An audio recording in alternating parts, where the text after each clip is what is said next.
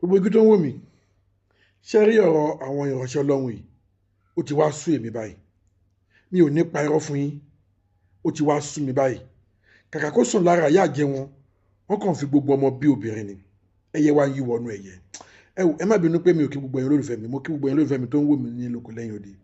Ṣé àlàáfíà ni mo bá gbogbo yín? Ọdẹ ọdún bí? Mo kúkú gbàládùra fún gbogbo yín pé a ò ní ráàrin fẹsẹ̀ sí, a ò ní rìn ju ebi ń pọ̀nà, a ò ní bọ́ sọ́wọ́ o. Ẹni títí ẹ ti bàjẹ́ lágbára Èdùmàrè, kò ní bá tiwa jẹ́ lágbára Èdùmàrè. Ọ̀rọ̀ pásítọ̀ yìí ni o. Ẹ tún wá gbọ́ àṣírí míì tó tún tú. Ẹ tún wá gbọ́ àṣírí míì báwọn pásítọ̀ bí wọ́n ṣe ń ṣe fáwọn èèyàn. Ṣé rí wípé ẹni tó sọ wípé gbogbo àwọn pásítọ̀ náà wọ́n ń ṣe àgbèrè, ṣé rí pé wọn ò parọ́? Ẹni tó sọ pé gbogbo àwọn pásítọ̀ CAC náà wọ́n mú kọmọ́kan náà wọ́n ń hùwà tí ò dá, ṣé rí pé wọn ò parọ́? Wọ́n wá ń fi orúkọ Jésù, wọ́n wá fi ń bò wá lójú, wọ́n ń fi orúkọ Jésù, wọ́n fi ń ṣe 419, wọ́n ń fi orúkọ Jésù, wọ́n fi ń lu àwọn obìnrin ní jìbìtì. Ẹ wo bí tán balẹ̀ ayé dé, ẹ wo bí tá a balẹ̀ ayé dé níbi tó a ti ń pe orúkọ Jésù.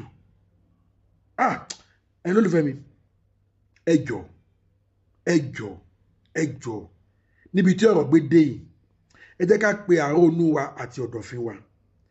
Gbogbo ẹ̀yin òbí gidi, gbogbo ẹ̀yin abiyamọ gidi, láti wákàtí ọ̀wọ̀ yìí lọ, ẹ jọ̀ọ́, ẹ máa pe àwọn ọmọ yín ṣàkíyèsí, ẹ máa pe àwọn ọmọ yín jókòó, ẹ mọrú ṣọ́ọ̀ṣì tí wọ́n fẹ́ máa. In fact, tí n bá tiẹ̀ sọ fún yín pé ṣọ́ọ̀ṣì kan wà níbi kan sìn, I'm lying to you. Àbí nígbà tó bá sọ pé out of 100% of pastor, 99.9 ló ti corrupt, ló ti yàyàkuyà, bọ́n ṣe ń ṣe gbájú ẹ̀ náà ń fipá bóbìnrin sùn ní orúkọ Jésù, náà ń lù wọ́n jìbìtì ní orúkọ Jésù, náà ń gbé àìsàn tí ò ń ṣe tiwọn fún wọn ní orúkọ Jésù. Ẹ jọ̀ọ́, ṣọ́ọ̀ṣì wo la wá fẹ́ recommend sí? Ó bẹ́tà kó ní kálukú kó máa sin Ọlọ́run nínú ilé wọn. Ọlọ́run sọ pé òun súnmọ́ wa ju iṣan ọrùn wa lọ. Kò dẹ̀ síbi tá a ti pe òun tóun ò dáhùn. Ṣé dandan ni ká dé ṣọ́ọ̀ṣì ni? Ẹ wá gbọ́ ọ̀rọ̀ tí ọmọbìnrin yìí sọ tó ní pásítọ̀ yìí ṣe fóun. Ẹ bára lẹ̀ kẹ́ gbọ́ dáadáa o. Ẹ máa gbọ́.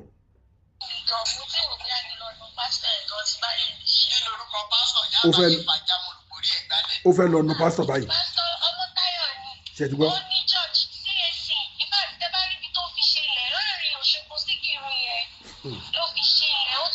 Láàrin Òṣogbo sí Ìkirun.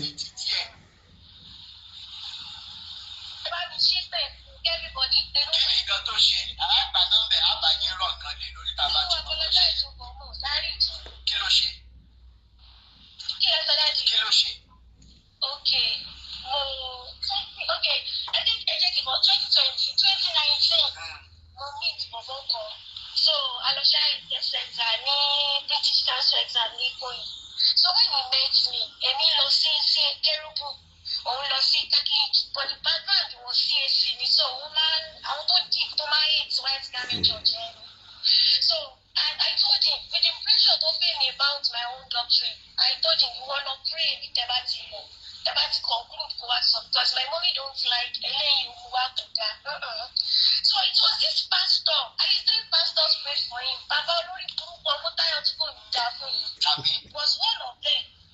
Ẹ wo bó ṣe ń wọn ìpè fún pásítọ̀. Ó sọ fún pé kó lọ fẹ́ èmi jà. Ó sọ fún àfẹ́sọ́nà tiẹ̀ ń gbà yẹn pé ẹni méjèèjì wà pa. Yes, olóṣèlú lọ pé ṣé mo kí wá ló wá ṣẹlẹ̀? Wọ́n lè nígbà tí lọ ṣètò. So he went to go and pray lọ́dọ̀ pastor ẹ̀ ó dẹ̀ fún mi message and we were dating. After a year, yes, relationship will work out for ìjà ṣẹlẹ̀ àṣepẹ̀ fúnra wa everybody lọ. So ọ̀gá tó lọ ó wá sọ pé nǹkan tó dẹ̀ ṣẹlẹ̀ it was the family that wanted to kill me. Mo dẹ̀ rí pé this relationship is becoming toxic, me dey go ahead. Ó dẹ̀ ní pé pastor yẹn wá ní pé kéèmí wá. That time I was angry, mo ní mi ò lọ. Ó wá lọ bá olórí burúkú pastor yìí. Mi ì mọ̀ pé pastor yìí ló máa fún wọn níyàwó family wọn. Ìgbà tó lọ bá pastor, ẹ máa gbọ́ o, pastor sọ fún pé ẹ̀mí Ọlọ́run sọ pé kí ex tèmi kó lọ block mọ́mì tèmi. Ó block èmi. Ó wá fún níyàwó nínú church. Bó ṣe máa ń fún wọn. Ṣé òun náà wá gbá ìyàwó yẹn?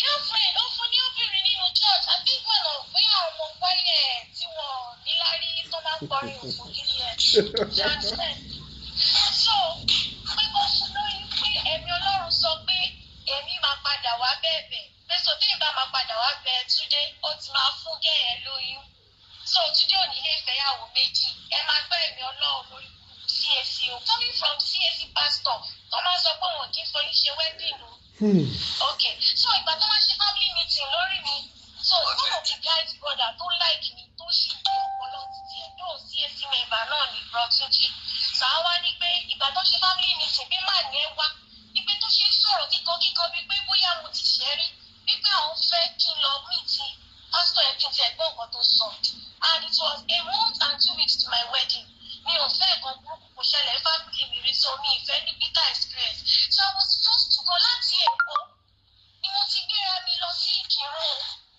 on getting to the place ìgbà tí mo dọ́dọ̀ bàbá yẹn mi ìdá lọ because ibi tí mo dé I was actually scared but I just have to take the risk mo wá ní kọ́rẹ́ mi ọkùnrin kan tẹ̀lé mi ìyẹn ti marry but yẹn ask me out to be marry so I lè fẹ́ra mọ́ bí ẹ̀jẹ̀ ṣe rí mi mo ti sunkún I was already abusing drugs mo ti ṣe understand so ó wá tẹ̀lé mi bá ṣe máa dọ́dọ̀ pásítọ̀ Mútáyọ̀ yìí abákúnlẹ̀ ẹ̀mí Ọlọ́run ẹ̀mọ́ tó ṣe rí mọ́tò tá a gbé wá ẹ̀mí Ọlọ́run sọ pé ọmọ gidi lèmi wípé àwọn fámìlì ìgbọ̀ngàn yẹn àwọn fámìlì ẹ̀ tí ló gbàdúrà òdìlé mi lórí wípé wọ́n tọ́jú bọ́ ni wípé àwọn fámìlì yẹn ogun bá wọn jà gan pé kí n má wọ́rì òun máa ṣẹ́ ogun yẹn wípé òun máa fún ẹ̀mí máa repo sí mọ́tò òun máa gbé mi lọ sórí òkè mẹ́ta àwọn lọ pray orí òkè kan wà bóyá mi tiẹ̀ mo orí òkè lọ́nà Ìjẹ̀ṣà orí òkè Láńgbòdò wípé dẹ̀ mo máa gbàwé ọjọ́ mẹ́ta nínú church èmi máa gbàjọ́ church yẹn tóbi o mi kì í dálẹ̀ lé o church yẹn tóbi mo máa dá church máa ń lu gbogbo chairs tó wà níbi auditorium yẹn ọmọ wa ṣe oríṣẹ́ wọ́n fi mí sí yàrá kan mo ń gbàwẹ̀ mo ra epo sí mọ́tò àmàmà káàkiri òun ṣe bí ti dábàá ti dórí òkè báyìí ìgbà yẹn tẹ̀lé mi náà ṣẹ̀ṣẹ̀ covid ni àṣẹ ọ̀sánwó kan fún Lagos State because mo wà lára àwọn frontliner pásítọ̀ bá ti sọ bóyá fún wọn ní iye kan báyìí èmi náà sáré kó máa kó fún wọn dájú tí òòlù sọ̀rọ̀ ó fẹ́ ṣẹ́ ogun mi. ṣé pásítọ̀ Mútáyọ̀ iná ṣì ni. yes pásítọ̀ Mútáyọ̀ olórí burúkú dájú máa ń fi pásítọ̀ sí ẹ máa sọ pé olórí burúkú fake Ọmọ́táyọ̀ pásítọ̀. ẹ máa sẹ́yìn details ẹ̀ sí wa á gbé síta á sọ story ẹ̀ síta sí gbogbo ayé. yes daddy so táṣe wá ṣàṣe gbogbo yẹn mo ṣàparí bó ṣe jọjọ́ kẹta ó bá pe Túndé wá tó tọ́wọ́ lẹ́dọ̀ náà ni pé ó máa wá tá a bá parí program ó pè wá èmi wá wà nínú room tó fi mí sí so ó ti dé bí ìjọ ìmọ̀ ọgbọ́n tí mo fẹ́ lọ ṣe kò mọ̀ pé mo mọ̀ pé ó ti dé ó máa sọ fún Túndé pé ọmọ yẹn ṣe mọ̀ pé ó ti fún èèyàn lóyún sí yín o and mo ti ní kó block mo yẹ ọmọ yẹn dẹ̀ ti wá ọmọ gidi lọmọ yẹn pé in fact ọ̀rẹ́ ọkùnrin tó gbé wá láti máa sọ pé òun àti Mariam out kò dáhùn wípé òun tiẹ̀ mọ̀ pé ó lè ní outbreak débi mo máa dé báyìí pé nǹkan tó bá lè ṣe kó ṣe fún mi pé kálífọ̀n ò tí ì má rí òun bá tún bóyá kóun tún dry log o ṣẹ́gẹ̀t so pásítọ̀ yìí ó ṣàṣọ pé but mọ́mí ẹ̀yẹn tí mo ní kó block a máa lọ bẹ̀ wọ́n káṣí àkọ́kọ́ bẹ̀ wọ́n náà. pàìtọ̀. ó bá dẹ̀ gbé Túndé so bó ṣe sọ̀rọ̀ tẹ́yìn ti gbọ́ mo ò lè sọ̀rọ̀ ibi tí mo wà inú ti bí mi but I just have to relax okay jẹ́ kí sáà máa ní sùúrù because kó má pa mí síbẹ̀ yẹn bóyá torí pé mo ọ̀pọ̀lọpàá ni mo sí nìkan nìjí àmì because èmi mọ̀ pé Ọlọ́run kì í ṣe God of confusion though mi ò sí nílànà Christianity ìlú wọn yẹn mọ̀ mi dá gbogbo wọn. so pásítọ̀ yìí ó wá gbé Túndé dání àti ẹ̀mí alọ́sọ́dọ̀ mọ́mí mi nífẹ̀ẹ́ gbàtà débẹ̀ mọ́mí mi fẹ́ kúnlẹ̀ fún Túndé ó ṣàkún kí Túndé bẹ̀ mọ́mí mi mọ́mí wa lóde ẹ kúkú gbé Mariam yẹn náà lọ bá dájú mọ́mí ẹ̀ kẹ́ parí ẹ̀ iṣẹ́ pé wọ́n ṣe nǹkan wọn ọ̀gbúnra wọn but èṣù náà ni ẹ̀jẹ̀ ti sọ pé kíní ẹ̀jẹ̀ sọ ẹ̀ sọ fún Túndé máa bá mi ẹ̀ lọ gbàdúrà òdì o ẹni pẹ́ mi lọ́sọ̀ pé kẹ́ block ẹ̀ so mọ́mí mi tún fún ní 10,000 naira pé kó fi ra epo sí mọ́tò kó gbé mi lọ sí ọ̀dọ̀ fámìlì bọ̀bọ̀ yẹn tí mọ́tò. so finally ìwádìí wa ṣẹlẹ̀ torí data torí story ya máa jù síta lórí fídíò ni ẹ máa sẹ́ndì picture àti social media profile ẹ̀ sí. ẹ mọ̀ ìgbà tí a ṣáà máa sọ tá a máa sọ lọ bọ̀ àṣùgbà owó lọ́wọ́ ọ̀rẹ́ mi Bukky ó yẹn ra bàtà 20,000 fún ìyẹn wá sọ fún pé ẹlẹ́fẹ́ ṣe bẹ́ẹ̀ dé pé ká máa ra designer fún yín ó ti ra designer fún yín ẹ̀jọ́ ẹ̀jọ́ láti tẹ́tù ọ̀rọ̀ ẹ̀ sísẹ́ yìí náà ti rò tọ́ bẹ̀ bàbá yìí ó wá sọ fẹ́rẹ̀ bí ẹ òun ló ní kó block mọ́mì tèmi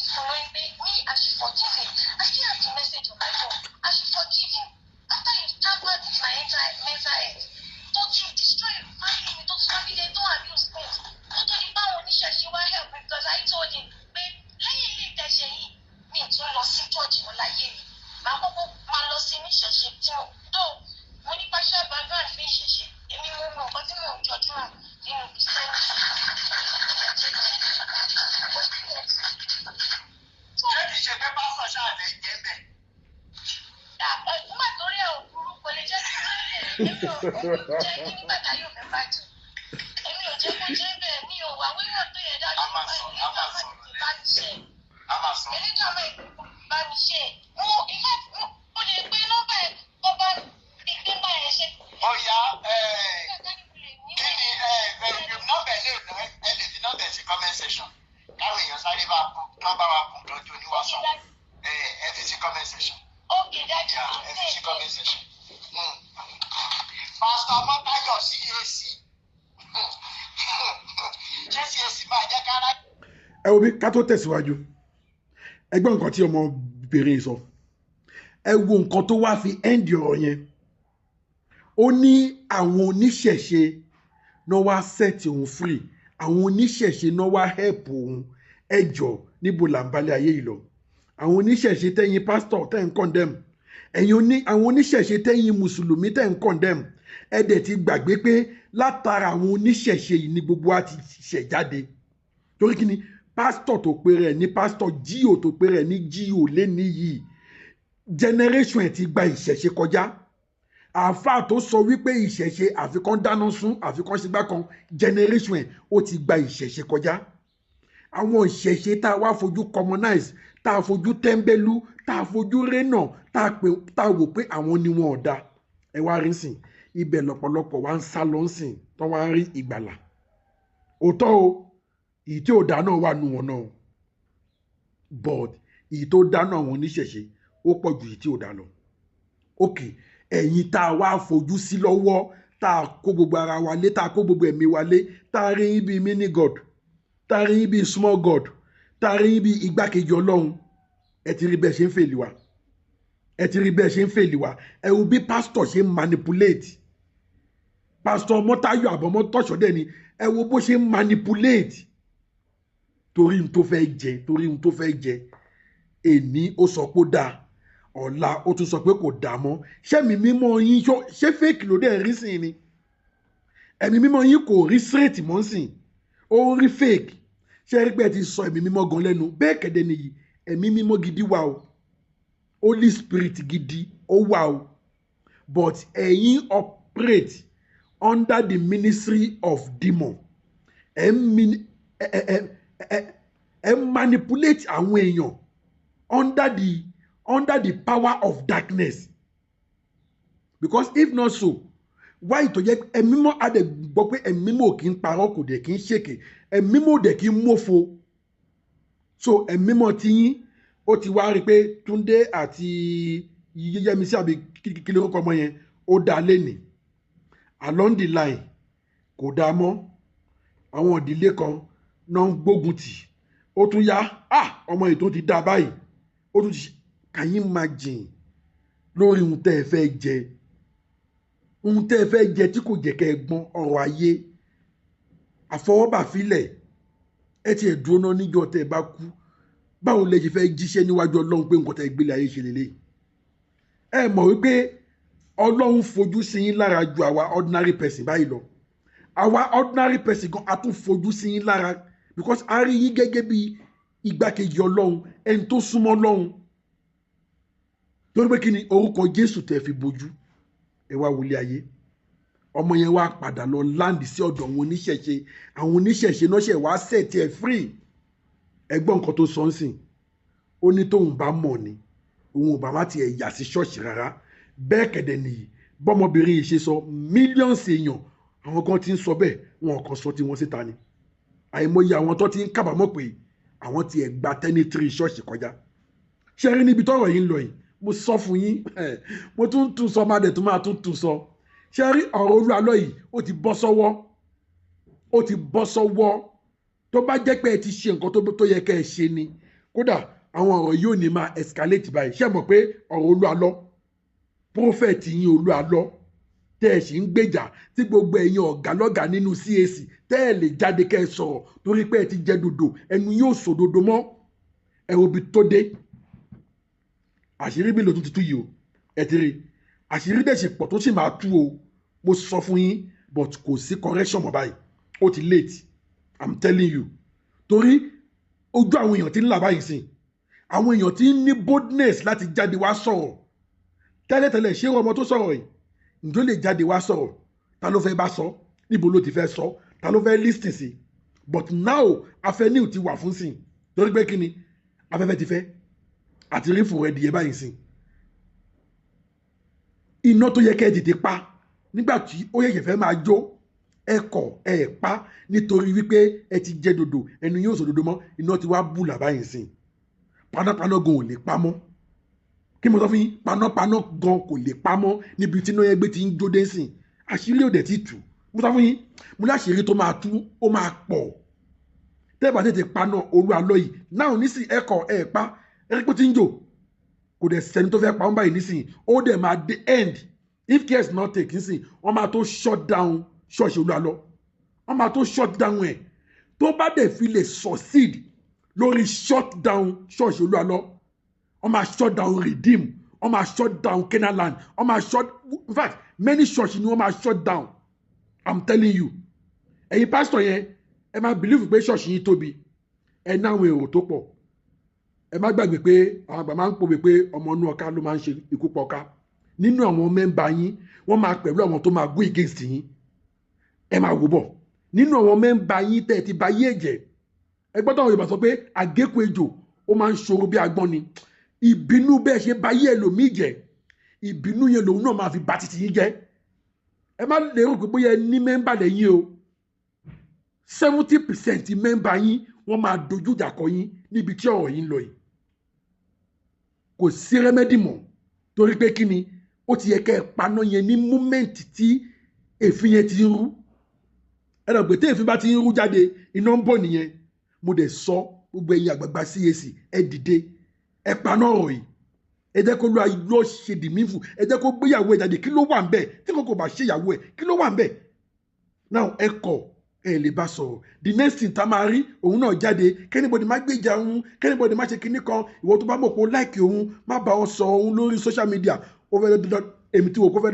dọ́gbọ́ paná ọ̀rọ̀ yẹn gbogbo má ìdí mi nìyẹn o the next thing tá máa rí lọ́ọ̀yà Fálànà ló gbé dìde ṣé bí wọ́n ṣe ń paná ọ̀rọ̀ nìyẹn ó dẹ̀ sọ pé kọ́ má jà fún ẹ Ọlọ́run má jà fún ẹ so lọ́ọ̀yà Fálànà ni Ọlọ́run ẹ ibi tó ti wá kàn petrol sínú èéfín tó rú nìyẹn bí iná ṣe là nìyẹn iná yẹn ti wá ń jó sìn ó kù bẹ́ẹ̀ ṣe fẹ́ pa I'm telling you ó kù bẹ́ẹ̀ ṣe fẹ́ pa ẹjọ́ gbogbo ojú tó wò mí ẹjọ́ ẹ bá mi share fídíò yìí ẹ bá mi share fídíò yìí ojú àwọn èèyàn ti ń là irú ọmọbìnrin tó wá confess yìí tó wá sọ nǹkan tó ṣẹlẹ̀ láàrin òun àti pásítọ̀ Ọmọ́táyọ̀ yìí tẹ́lẹ̀tẹ́lẹ̀ kò lè sọ náà ní sí àṣírí yẹn náà ti tún sí báyìí ẹ ti rí àṣírí sì pọ̀ tó sì máa tú o àṣírí sì ń bọ̀ lẹ́yìn tó máa tú ẹ̀yin ẹ máa wo wọn bí kúló lóko ni bí tàkùté ni we are going there now all these pastor fake pastor we must flush them out of this world because they have been deceiving people too much. It's getting too much. When English people say enough is enough, yeah, this is it now. Enough is enough. See now, people have been coming out now to tell the world their experience with those stupid nonsense stealing by tricking pastor controlling by demon, pastor collecting power from demon to manipulate people. Enough is enough. Yeah, I said it. Enough is enough. Ẹ bá mi ká lọ.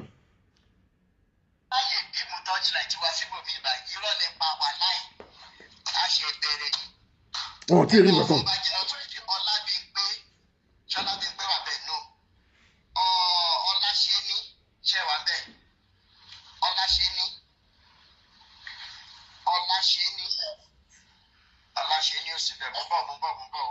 Àwọn èèyàn sọ̀rọ̀ o.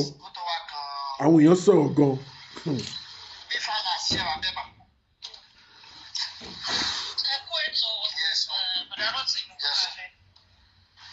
Ṣé rí ọ̀rọ̀ tó wà lẹ̀ àwọn jẹ́ńdà mi àti àwọn obìnrin. Àwọn náà ni. Àwọn ni mo máa blame jù. Because in most cases ẹ̀ kí n gbọ́ pé ọkùnrin lórí àgbẹ̀ tó gbọ́ pé àwọn pásítọ̀ wọ́n tọ́jú obìnrin mọ́lẹ̀ wọ́n gbá wọn. A lot of things làwọn obìnrin là ń wá dọ́dọ̀ àwọn pásítọ̀ tàbí lè sọ síta. Àyìn náà lè wá wà kú wà kiri. Ẹlòmíì wọ́n ti báṣubàṣu ilé ìtọ́sí pàpẹ́ à wọ́n bọ̀ ń sùn pàápàá. Wọ́n tiẹ̀ tó sọ fẹ́ yìí gbà mí ilẹ̀ máa dáadáa wọ́n á gbò tẹ́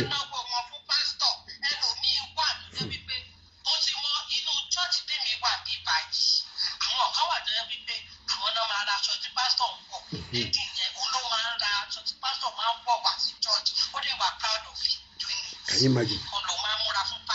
Can you imagine?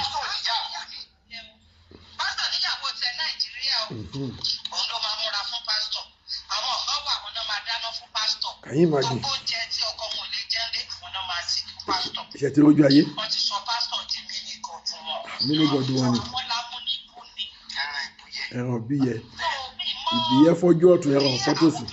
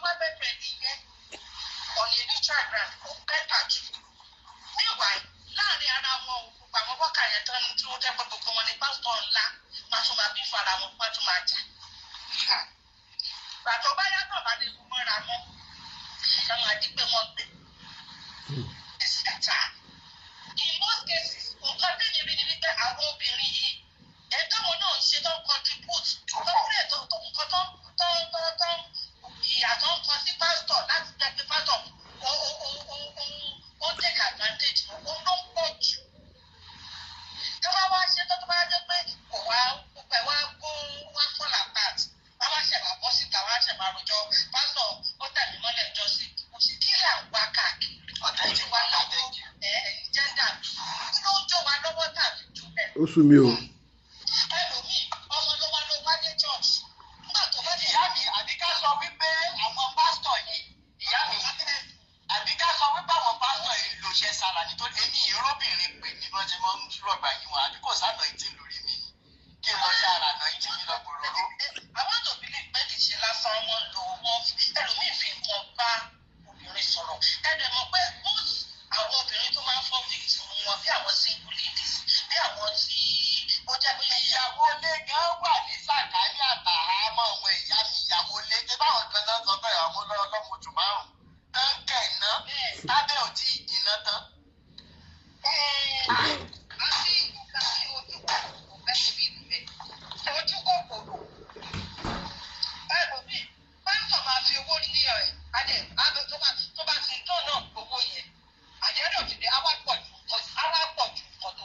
Bẹ́ẹ̀ni. At the same time náà kì í tún wá ṣòwò ń gbà mí ó dà gbàjẹ́ pé bóyá wọ́n ti fi religion yẹn jẹ́ káwọn obìnrin wá rí wípé there is something special about pé wọ́n ń ta òróró sí làwọn lórí ẹ mọ reason tí mo sọ bẹ́ẹ̀ ni wípé even nǹkan láyé school ẹ máa láwọn obìnrin míì tó máa sọ fún wa wípé ìwà títa ní kìnnìkan irú àwọn obìnrin despite fact wọ́n ní masters wọ́n ní PhD bíríkìlà lásán kókó bọ̀ wọ́n nídìí tó ń yàtá tó ń rí as opportunity tó ló pe rẹ̀ pastor or prophet mẹkáníìkì trailer ó ń kókó bọ̀ wọ́n nídìí ó ń ṣe oríṣiríṣi style fún wọn. ẹni tó jẹ́ carpenter náà the same thing. So there is something they are not telling us about that oil tó ń dà níra wọn lórí. I'm telling you. Ìyẹn lọ bẹ́ẹ̀ o. I can't imagine myself ìwà ní church tí mo mọ iye tí mò ń pa lóṣù lọ́sẹ̀.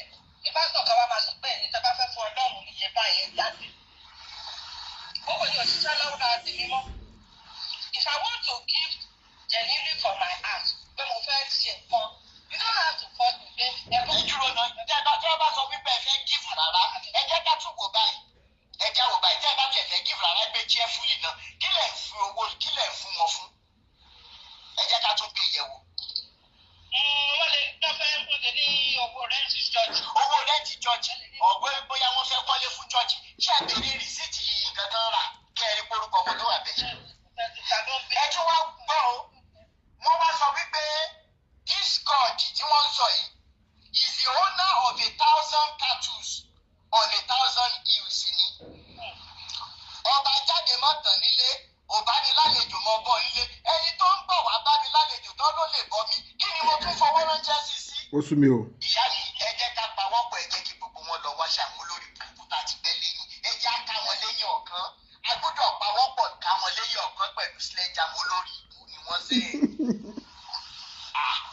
especially àwọn pọ́ńtọ̀ tí wọ́n níṣẹ́ lọ́wọ́. Ẹgbẹ́ bàbá mi sísà bẹ́ẹ̀ ni. Ìyẹ̀wò ló níṣẹ́ lọ́wọ́ nu wọn. Gbogbo wọn náà níṣẹ́ lọ́wọ́. Gbogbo wọn náà níṣẹ́ lọ́wọ́. Náà abẹ́ni sọ̀tọ̀ fi kọ̀. Lẹ́yìn pé mo kàn ṣe pásítọ̀. Bàbá máa ní kọ́ máa dáwó. So ẹ̀yà padà lẹ́yìn wọn là ń sọ. Ká máa tiẹ̀ kọ́kọ́ sí Ọlọ́run nílé wa náà jẹ́ kí wọ́n ti ń fìlì yìí tì yẹn. Torí ẹ̀ náà ṣe ń gbé wa láti kíláàsì. Orúkọ wo náà ti gbé wa tán. Ó dẹ̀ bá wa lára mu. Ó bá kọ́lọ̀ mi mú. Ó bá kọ́lọ̀ mi mú. Okay. Ó bá kọ́lọ̀ mi mú. Ó bá kọ́lọ̀ mi mú. Ẹ ṣe ìyá mi. Ó dojú ẹ̀.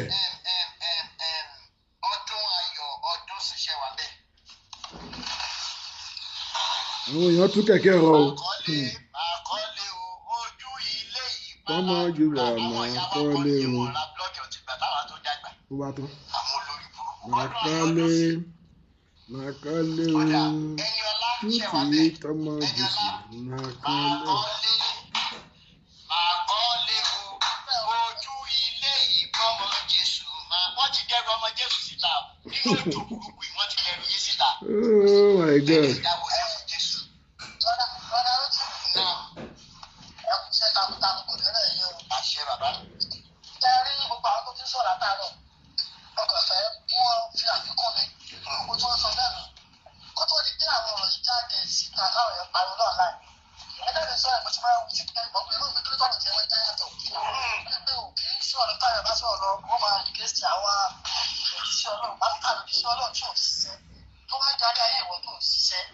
Tó ń dalé ayé ẹ láàmú. Can you imagine?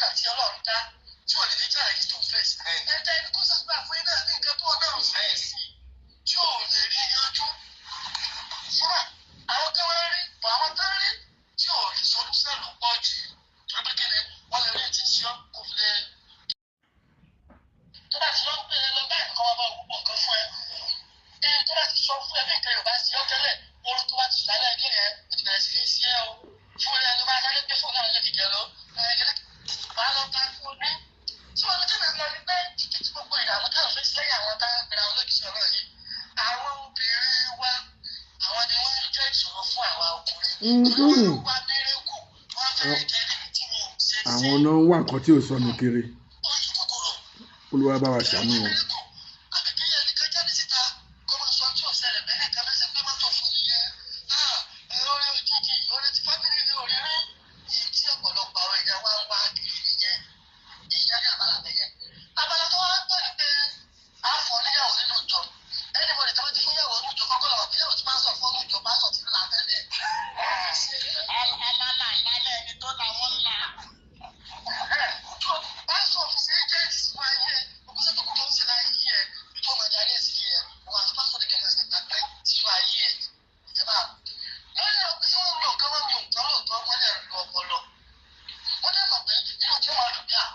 pásítọ̀ jọ àjọ wà ní. Ṣùgbọ́n pásítọ̀ ti náà kí wọ́n pé arábìnrin ayẹyẹ yóò kì í dúró ẹ máa rojú ara yín káàkiri ọ̀bà kájà ara yín ní wọ́n ti tó bá ti sọ̀rọ̀ síta ó rí ẹ̀já o. Wọ́n kọ́kọ́ náà kí ẹ. Wọ́n náà kí ẹ bí kò yẹ máa rojú ara rẹ máa ẹlẹ́dàá rẹ ọ̀fara mọ́. Wọ́n sọ àwọn kọ́ọ̀dì tí wọ́n lò àwọn kan lo kóòdì àwọn kan tó ogun ti gbogbo ẹni. Sọ ọ̀dọ́ ni wọ́n lọ ní pé tí a bá fẹ́ kí orílẹ̀-èdè wa kí ó dáa káàkiri ìlú bẹ́ẹ̀ kí ẹni tó gbà ẹ̀ láàbà bá sọ kó má lè ṣe lọ́wọ́ bẹ́ẹ̀ tí gbogbo olùkọ́ bá ṣe protest lórí ìwọ tó lọ ń pè ọ̀gbà owó láti sẹ́wọ̀n kì í ṣe pé ọlọ́run jésù ò náwó sùn ọlọ́kẹ́ ó wá àwọn tó lọ fẹ́ dírẹ́sì wọn ó wá wọn lẹ́tí ń gba owó ìwọ tó súnmọ́ lọ tó mọ jésù tó mà nábì kẹ́lẹ́ tó gba owó níbi tó tiẹ̀ tọ́lá tó mà tó dọ́gbọ́ wọ́n tí ò ní ìdílé kọ́ lọ wá owó tí ò bá ti fẹ́ kí ayé pa torí pé kí ni tí ò bá sí láyé mọ́ kò sí nǹkan tó fẹ́ jẹ ẹni tó bá wà láyé ẹni tó wá gbọ́dọ̀ nígbà ó fẹ́ ra ilẹ̀ kan ní pásítọ̀ ẹ bá mi ṣàdúrà sílẹ̀ yẹn dáa àti ẹ ti bá o.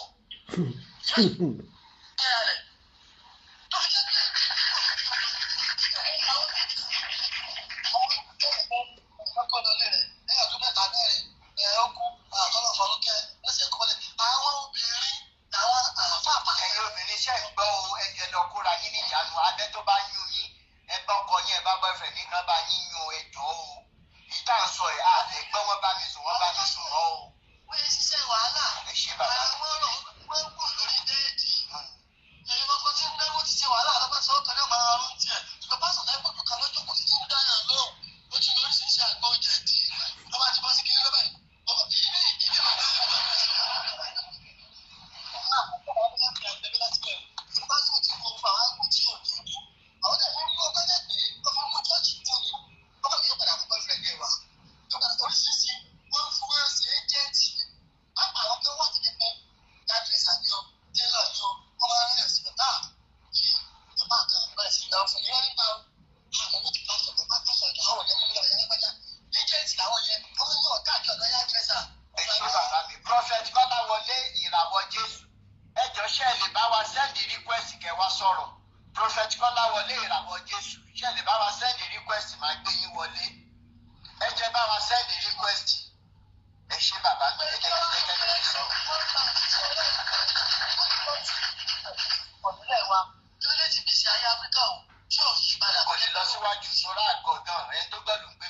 bẹ́ẹ̀ni bẹ́ẹ̀ni.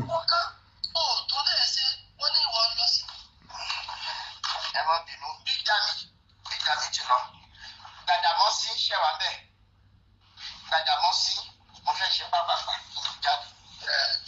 ẹ ṣe o nd yes sir. mo ìgbà tí ń sọ̀rọ̀ lánàá jókè ẹ bá rántí mo lè ti jáde. Bàbá yẹn bàbá ń dọ̀tí yẹn bọ̀bọ̀ ń dọ̀tí yẹn bọ̀bọ̀ ni. Yóò pọ̀ yìí ni bàbá wò ní àwọn olóńsọ ní bàbá. A máa ṣiṣẹ́ lórí ẹ̀ka kan. So basically gbogbo wọn ìwákùwà ló ń wá. So táwọn ẹ̀jẹ̀ ní pọ́nlá wà kú wa wọ́n máa ní ìgbìmọ̀ gbé wọn lọ́wọ́. Ọkọ̀ tó wọn bá wọn géètì kan tó ń wá yẹn. Wọ́n á fi yẹn lọ wọn. Wọ́n á fi lé ọ̀wọ́ captive. So majority of them ti rí nígbà ẹ̀ tó bá nírí ọ̀fẹ́ ọlọ́run ló wá escape. Ló máa ń bọ́m̀bì. Ìní tó máa bá ara yẹn sí ni. Because èyí tí wọ́n sọ yìí kó tó bọ́m̀bì tó sára around 2 or 3 years kó tó káwọn fábílẹ̀ tó rí yọ̀ ní. Nǹkan gidi tiẹ̀ tó ti wá bàjẹ́ gan-an tó rí yọ̀. Àwọn mẹ́ta ló rí ìsàn sọ àwọn mẹ́ta wà ní wọ́n ń kiri ìwà wọn ní ilé ìkẹrin dìbì bí. And they are doing well in UK. So gbogbo wọn they are doing well in UK. So a máa ṣe majority of them ẹ ṣe bàbá majority of them ìwákùwà ló ń wà. Ìwákùwà yẹn lọ fi èyí kúrè. Ó ti èyí kan ní ẹ ṣe bàbá bá mi ṣe lórí wàhálà ẹ̀rọ ló kù jíjẹ ní òjẹ dáadáa ìtẹ́ ẹ̀rọ gan yóò jẹ mọ́wọ́rì. Máa fún ẹ lábọ̀ bẹ́ẹ̀ lára ẹ̀ kíṣẹ́ ìyá. Mo wà online for now. Ẹyinjú Elédùmarè sísá ẹyinjú ṣẹ̀wá bẹ́ẹ̀. Ẹni láti ọmú tú o. Ṣiṣẹ́ yín jú.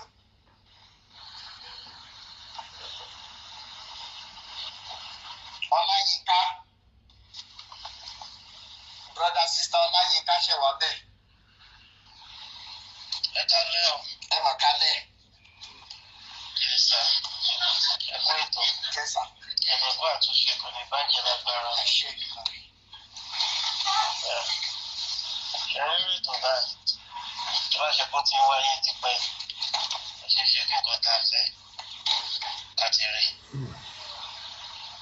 Ẹ̀rí mọ́sítì náà tẹ́lẹ̀tẹ́lẹ̀ lọ́nà tó ṣàánú àwọn obìnrin wa ni. Ọ̀pọ̀lọpọ̀ ni tó dàrú tó bàjẹ́ ibi tó ti wọ́ wá náà nìyẹn. Nínú ayé nísìnyí báyìí àsìn Ọlọ́run mọ́ ìkan nínú kúta ń sìn bí ká máa sin owó ká máa sin ìgbéraga ká máa sin ìwà ìlara ká máa sin gbogbo nǹkan tí ká máa wọ́ṣìpù gbogbo nǹkan tí Ọlọ́run tó kọ̀yìn sí oníkan tó kúta ń ṣe sí. Ìyàwó sí ọkọ gan nínú ilé gan another issue ni. Tíṣù yẹn bá jáde láti inú ilé tó bọ́ sí ọwọ́ ìránṣẹ́ wòlíì Báálì ìdílé yẹn Ọlọ́run kan ló lè ṣe kíni ló lè bá wa túnṣe òun ló lè gbà. Gbogbo èèyàn ní ìránṣẹ́ Ọlọ́run níwọ̀n ìgbà tó ṣe pé Ọlọ́run yìí kan náà lójó dá gbogbo wa ìmí kan náà jẹjọ wà lẹ́nu gbogbo wa tí a jọ ń mí níwọ̀n ìgbà tá à ń sùn láyọ̀ tá à ń jí láyọ̀ kí ló ṣe wá tàlé bọ́lọ́run wa sọ̀rọ̀. Ṣé wòlíì ló dá wa sáyé? Ṣé àwọn ìránṣẹ́ Ọlọ́run ló dá wa sáyé? Ṣé àwọn ìránṣẹ́ Ọlọ́run ló fún wa ní ẹ̀mí tàfi mẹ́rin? Ṣé àwọn ìránṣẹ́ Ọlọ́run ló fún wa lórí òfin tá a rí gbà lọ́dún lọ́dún? Àwọn kọ̀ tá a bá wọnú ayé nísìnyí iṣẹ́ ìyanu àtọ̀dọ̀ Ṣàtánì ló pọ̀ jù tó ń ṣẹlẹ̀ sí. Bíbélì náà sọ ó ní pé nígbà tí òpin ayé bá dé. Òkè sọ èyí gbà pópin ayé pọ̀ báyìí. Ẹ dúró ẹ ní sùúrù ẹ mọ̀ pé wá. Ẹ gbà pópin ayé ń bọ̀. Ara nǹkan tó ń ṣẹlẹ̀. Òkè ẹ sì wípé òpin ayé òde ní 1980 ní 1990 tí àwọn pásítọ̀ ti ń bá àwọn èèyàn sùn. Ẹ máa gbọ́ ṣé gbogbo nǹkan tó ń ṣẹlẹ̀ yìí. Ẹ dúró ẹ má bínú ibo ni ẹ ti ń bá wa sọ̀rọ̀ náà. Láti yín bí mo ti bá yín sọ. Ṣé ẹ ṣe rìsáàtì yín dáadáa lórí Báíbù? Ọ̀gbìyànjú dé. Ẹ wà ní UK ẹ dẹ̀ ṣe ń bá wọn kárí sítórì wípé òpin ayé ń bọ̀ tó dẹ̀ fìyà jẹ wá láfíríkà. Ṣe rí àárín yẹn ní tí mo lè rí sọ sí ní pé ìwọ tó bá gbà láti jẹ́ kí èṣù kó lù ẹ́ àbíkọ̀ tó bá fàyè gba Ṣàtánì. Ṣáàṣì rìn lórí iṣu alẹ́ ìbàdàn. Ẹ kálẹ̀ mo jẹ́ tí ìwé ṣe ṣe takuntakun ewu wọn gbé kúdòsì fún yín o Ọlọ́run ẹlẹ́dàá gbọ́ tí fúngbàmù sísá kan ni mo máa ń sábà wò àwọn náà máa ń sọ̀rọ̀ nípa àwọn pastors yẹn dáadáa sísá Àdùnní la máa ń pè wọ́n wà lórí Facebook wọ́n wà lórí ìkíní wọ́n máa ń gbádùn wọn tó bá ń sọ̀rọ̀ mo máa ń gbádùn wọn gan o ṣe nígbà tí mo tún rí títí yín náà mo gbádùn yín bàjẹ́ Ọlọ́run ẹlẹ́dàá gbọ́ ẹ máa bá wa tú àṣírí wọn tó láṣírí wọn ò lè bò àṣírí wọn ò lè bò èyí tí wọ́n ti gbé pamọ́ ọjọ́ ti pẹ́ àṣírí wọn ṣẹ̀ tú. Èmi ò mọ iṣẹ́ pásítọ̀ wèrè tán láwọn ń ṣe tí wọn ò lè lọ wáṣẹ́ ṣe. Àwa táwa ní àwọn òyìnbó tó ń mú èsì yẹn gan wá fún yín tó ń mú èsì tẹ́ gbà nígbàkúgbà tó ń wá fún yín. Àwa táwa ní ìlú òyìnbó mú sọ àwọn tí wọn ò fẹ́ kójú àwọn là lójú wọn ò lè la o.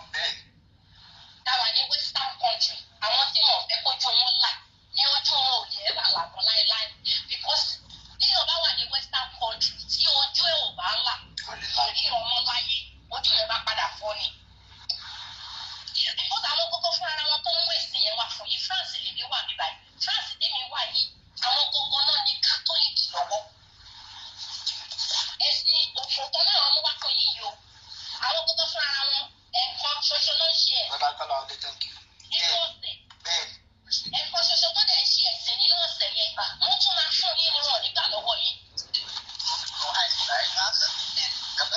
lè ó fún yín lówó ni wọn ò nígbà lọ tẹ́ bá ní problem ẹ lọ bá wọn wọn máa fún yín wọn ò nígbà lọ́wọ́ tí wọn sọ pé kẹ́ dáwó. àtìgbà tẹ́mi ò tiẹ̀ ti ní interest nínú ọ̀rọ̀ pásítọ̀ ọ̀nà pásítọ̀ wọn tó ń bá káàkiri.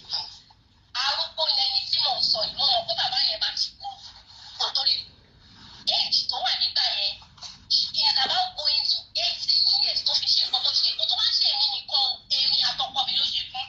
kí ló ṣe fún yín.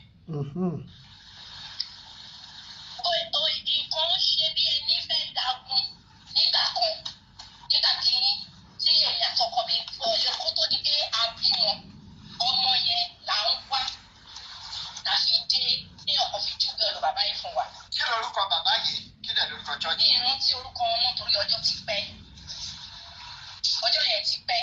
tí wàá náà ṣe ọ̀rọ̀ tí gangan. mo sọ yìí so over 20 years. kí náà ṣe.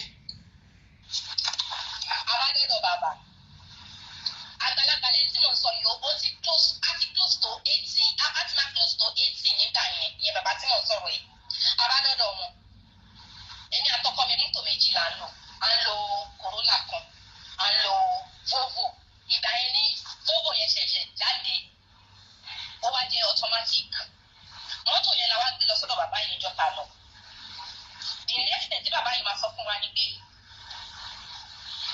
àwa gbọ́dọ̀ fi mọ́tò yẹn kàfi sílẹ̀ láti fi ṣiṣẹ́ Olúwa. èmi àtọkọ mi bá ní òkè a bá lọ lé a tún wá padà lọ rò padà a ní òkè bóyá tá a bá ṣe bóyá Ọlọ́run á gbàdúrà wa tá a bá padà lọ bẹ̀. bàbá bá ní a máa fi orúkọ òun a máa kọ̀wé a máa sáyìn a máa forúkọ òun sínú mọ́tò yẹn a máa change orúkọ òun a máa ṣe gbogbo ẹ̀ lórúkọ òun ní mọ́tò. bí ìgbà tí ẹ pé bóyá ó ra mọ́tò lọ́wọ́ yín. èmi ó fẹ́ jẹ́ kí ẹ ṣe bí ìgbà tí ẹ pé òun ra mọ́tò lọ́wọ́ yín. a dà fún yín ọmọ kékeré ara wa ń gbà yẹn bẹ́ẹ̀ ni wa ò tí ì ṣe àwọn kankan. àfi bí pé wọ́n ti ẹ̀ lò kan fún wa ní gan pàápàá torí mi ìròpọ̀ ṣojú lásán. ṣé ń gbọ́ o. so a ṣe gbogbo ẹ̀ fún tó bá tún ní èmi o mo máa ṣe ìpele ọjọ́ méje o mo ní òkè o CAC ní o. YouTube Premium is ad free YouTube. CAC ní bàbá yìí. bàbá o. mo mọ̀ pé ó máa ti kú sí iná kò lè sí láyé mọ́. torí mi ò lè máa ṣe irú iṣẹ́ tó ń ṣe yẹn kó wà láyé bàbá yìí dẹ̀ níyàwó méjì nílé CAC. ìlú wo ni náà ó yẹ kí ẹ rántí orúkọ ẹ. Èkó ni sáìdì ìgọ́dọ̀ yẹn ni omi ò rántí orúkọ wọn mọ́. mi ì rántí orúkọ wọn mọ́. ṣùgbọ́n àwọn alẹ́ ṣe báwọn lè ṣe bọ́ bẹ̀ torí báyìí. pé ọba ní bàbá bá lé èmi máa ṣègbélé ọjọ́ méje mo bá lọ ṣọ́ọ̀ṣì mo ṣe ọjọ́ kìíní ọjọ́ kejì bàbá bá ní kí n wá bọ́ wá sínú yàrá kan kí n wá wẹ̀ wọ́n fọn mi fún mi mo wẹ̀ mo ṣe gbá mo ṣàwọ́ mo ṣe kókó bàbá ṣàṣàn bàbá bá ní ọ̀rọ̀ ọmọ tá a bá wà ìlò nǹkan táwọn máa lò fẹ́mi àwọn máa nídìí láti mo ní kí lẹ sọ. ló bá tán. àìrọ̀ lẹ pa ìṣègùn tó jọ. ló bá tán. bí mo ṣe kúrò nínú yàrá yẹn bí mo ṣe lọ sínú chọ́ọ̀chì nìyẹn bí mo ṣe lọ dúró sínú chọ́ọ̀chì ní ìsùn sílẹ̀ fi mọ́ ṣẹ̀rí sílẹ̀ mọ́ báyìí tí mo kí báàgì mi mọ́lẹ̀. eré. ẹ lè ti fún ní kí mọ́tò ń gbà yẹn. kí ẹ wí. ẹ ti fún kí mọ́tò ń gbà yẹn. a ó ti gba mọ́tò lọ́wọ́ wa rẹ̀ ó ti gba mọ́tò ọkọ mi ti lọ ìyípadà wá ṣègbélé ni. ẹ lè ti ṣe change of papers ń gbà yẹn. lẹ́sẹ̀kẹsẹ̀. bàbá yà ti ṣe gbogbo ẹ̀ bàbá yẹn gba mọ́tò yẹn pé. lẹ́sẹ̀kẹsẹ̀. àtìgbà yẹn mo wò pé nínú. iṣẹ́ Ọlọ́run náà ni. àti bí iṣẹ́ ti rí ojú àwọn èèyàn ti là ó ó yẹ kójú àwọn èèyàn là kò sí nǹkan kan tó ń jẹ́ pásítọ̀ níbi kankan we are just checking out. ó gba mọ́tò lọ́wọ́ èèyàn ó tún fẹ́ gba abẹ́ lọ́wọ́ ẹ̀. Can you imagine? lẹ́yìn pásítọ̀ yìí. ó tún fẹ́ kòlábò. wọ́n pọ̀ bẹ́ẹ̀. wọ́n pọ̀ bẹ́ẹ̀ tó lè sọ síta. àmúmọ́ra.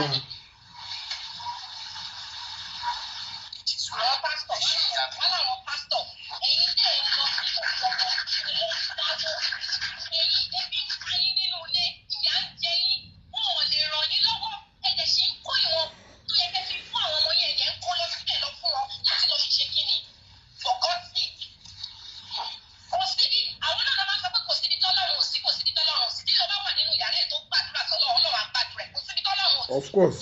Gbogbo ọ̀nà kan náà tẹ́lá bá mọ̀ ikú fi ké pe ọlọ́run ẹ̀ ọlọ́run ń jẹyàn kò ṣe pásítọ̀ kan ló máa gbàdúrà fún ẹ atrocity tó wà lọ́wọ́ àwọn pásítọ̀ tá à ń sọ yìí ó ti pọ̀ jù. It's too much.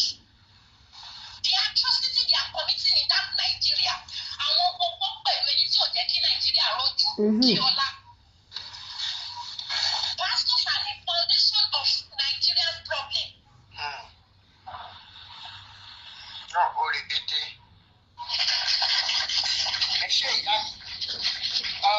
Global prophet, ẹ jẹ́ sáré fún yín ní 2 minutes.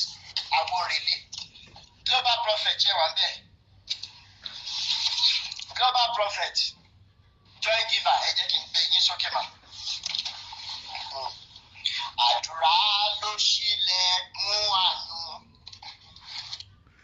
Ẹ wo ẹ̀yin lólùfẹ́ mi ọ̀rọ̀ lẹ ti gbọ́ lẹ́nu àwọn èèyàn yẹn àwọn èèyàn tú pẹrẹpẹrẹ ọ̀rọ̀ gan ní nǹkan tí àwọn pásítọ̀ tó ìfojú wọn rí ìkànnì tó ń gbọ́ tí arábìnrin sọ yìí ọmọ ló wá dé ọ̀dọ̀ pásítọ̀ wọn kọ́ gba mọ́tò lọ́wọ́ ẹ̀ òun àtọkọ ẹ̀ wọ́n gba mọ́tò tuntun tí wọ́n ṣẹ̀ṣẹ̀ rà pásítọ̀ yìí nìkan ṣe mọ́tò yìí sí orúkọ ara òun lẹ́yìn tó ṣe yẹn tán ó ní kíyàwó wá ṣe ìgbélé ìjọ́ kìíní ìjọ́ kejì ó fòkó lọ ìyàwó can you imagine that ṣé pásítọ̀ náà dẹ̀ nìyẹn ṣé ìránṣẹ́ Ọlọ́run náà dẹ̀ nìyẹn bí gbogbo wọn dẹ̀ ṣe ń ṣe nìyẹn o ṣé rí gbogbo ẹ̀yin ìyàwó pásítọ̀ lọ́wọ́lọ́wọ́ báyìí ẹ máa retí pé ẹ lọ́mọ bíi 6 7 8 ń ta táwọn kan yìí ti bí síta whether you agree whether you disagree when time reach wọn ló dìgbà tí aláró bá kú kẹ́ tó mọ iye aṣọ tó rẹ ó dìgbà tí wọ́n bá lọ kẹ́ tó mọ̀ táwọn ọmọ bá ń jáde wá ṣé àwọn ọmọ wọn ibi tó gbé wá wọ́ọ̀sìdè Ọlọ́run ò kì í ṣe wọ́n ní doubting child àwọn carbon copy child lọ́lọ́wọ́ máa ń sọ fún wọn àwọn tó máa ń ṣòṣì síta yẹn tó bá ti mọ ọmọ yẹn dé báyìí ọmọ ìjọ dádì o ọmọ ìjọ dádì o ọmọ ìjọ dádì o tẹ́ẹ̀tì ẹ̀ ní lè doubt wọ́n pọ̀ bẹ́ẹ̀ ṣàwọn tá a gbójúlé náà nìyẹn àwọn tá à ń pè ní ìránṣẹ́ Ọlọ́run náà nìyẹn amúkárí tán àwọn kan là ń drag olúwa lọ Ọlọ́run nìjẹ́ kí ẹ fọ́ sínú victim táwọn tá à ń sọ ìtàn fọ́ sí kẹ́rẹ̀ tó máa wo nínú àwọn tó ń sọ̀rọ̀ yìí náà o àwọn tó ti jẹ́ṣẹ́ pásítọ̀ wà nù wọn o àwọn tó ti fọ́ sí victim yẹn wọ́n wà nù wọn o wọ́n tún ṣe ń play ignorance wọ́n tún play ignorance Ọlọ́run nìjẹ́ kó pẹ́ kó tó yé gbogbo wa ẹ jọ̀ọ́ ẹ bá mi share fídíò yìí kẹ́rẹ̀ bá mi subscribe sí LALA Global TV fáǹfààní ẹ̀yin tẹ́ ẹ ti subscribe mo tún padà bọ̀ àwọn àṣírí pọ̀ lóríṣiríṣi àwọn akókó máa sọ di tiwa èmi náà ni mo promise yín mo lé ní information tí n bá ti rí tí mo dẹ̀ rí pé máa wúlò fún ẹ̀yin lólùfẹ́ mi ò ní hesitate láti mú wa òun náà ni mo ṣe mú wa fún yín ẹ má jẹ́ ká play ignorance ẹ bá mi share fídíò yìí kẹ́rẹ̀ bá mi subscribe sí LALA Global TV mo tún padà bọ̀ ire o.